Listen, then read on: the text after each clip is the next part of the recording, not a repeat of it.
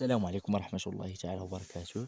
في الفيديو هذا غنهضروا على لاعب المنتخب المغربي ريان مايي يلغي متابعة الجميع على انستغرام مباشرة بعد إعلان وليد الركراكي عن لائحة المونديال باستثناء عائلته وفريقه.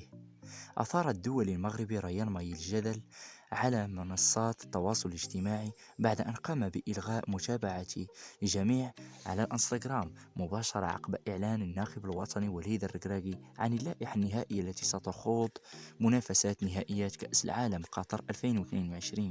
وألغى ماي متابعته لجميع لاعبي المنتخب المغربي والحساب الرسمي لفريق المنتخب الوطني، تاركا فقط بعد أفراد عائلته وحساب فريقه. واستبعد الناخب الوطني وليد الركراكي المهاجم ريان مايي من اللائحة المونديالية للمنتخب المغربي رغم مشاركته في جميع المباريات الإقصائية. ويعتبر ريان مايي رفقة شقيقه سامي مايي من العناصر التي ظلت تشارك بانتظام رفقة المنتخب المغربي خلال 3 سنوات الأخيرة، بالإضافة إلى مشاركتهم في كأس أمم إفريقيا الأخيرة بالكاميرون.